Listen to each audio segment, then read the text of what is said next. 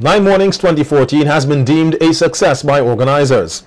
Speaking at the prize-giving ceremony this morning, Chairman of the Nine Mornings Committee, Michael Peters, says the objective of the committee is primarily to continue to develop and promote the country's traditional culture, as well as create a product that returning Vincentians and visitors can feel a part of.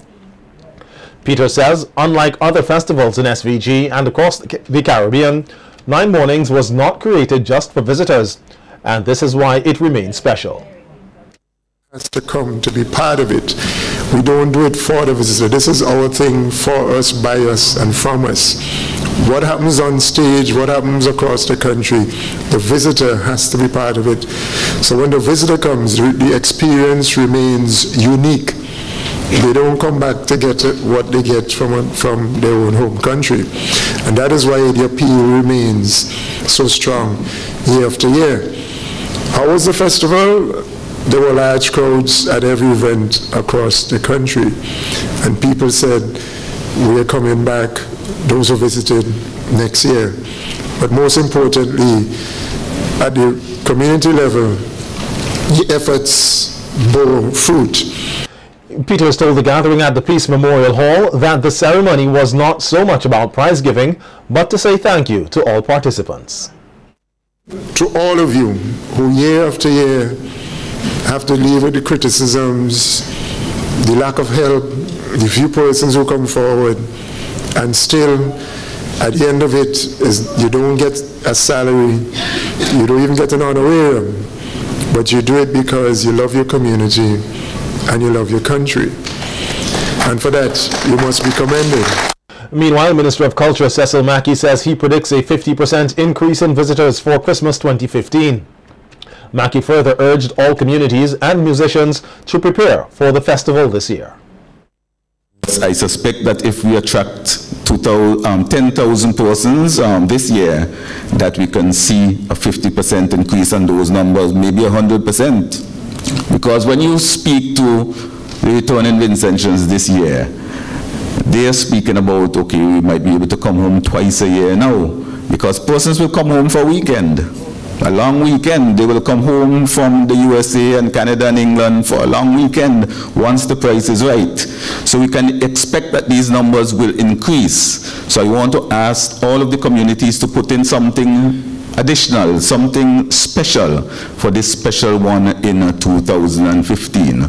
According to Mackey, he believes the country has the opportunity to make the good better and to make the better even better this year. Let us look forward with interest to the festival this year. We have heard about things that will be done to enhance the Nine Mornings Festival. And I think that we have an excellent opportunity to achieve all of the objectives. Congratulations to all of the winners this year and all of the communities that participated.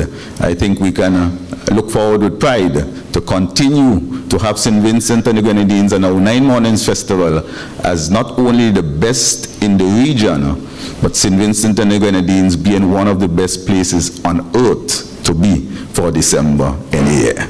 The tourism entry signs erected throughout the country are getting a facelift with a retouch of paint under the Ministry of Tourism signage project.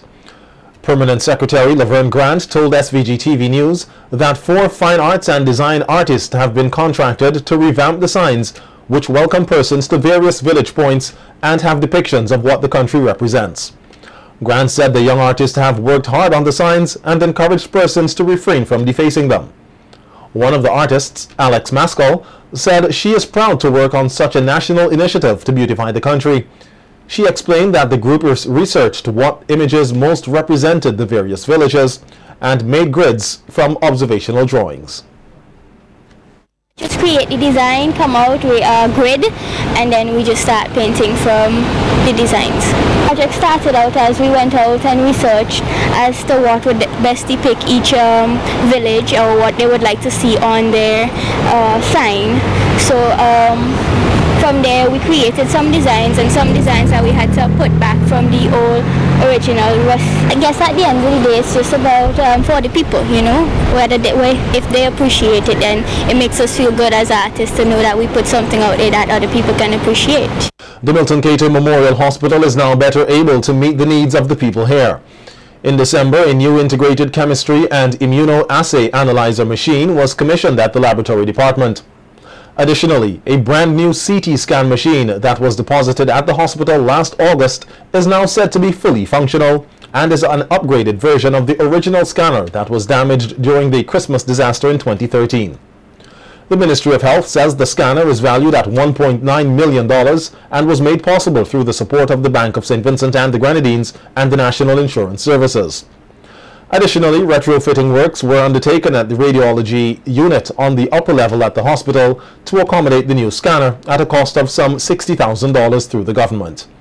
The ministry says the commissioning of these new instruments has restored the capacity of the Milton Cato Memorial Hospital Laboratory to conduct tests that aid in the diagnosis and management of kidney and liver diseases, metabolic disorders, pregnancy-induced hypertension or HTN, as well as the determination of drug abuse and therapeutic drug levels. Retrospective, introspective, and prospective. That's the theme under which the Police Cooperative Credit Union, PCCU, will host a number of activities to celebrate its 12th anniversary.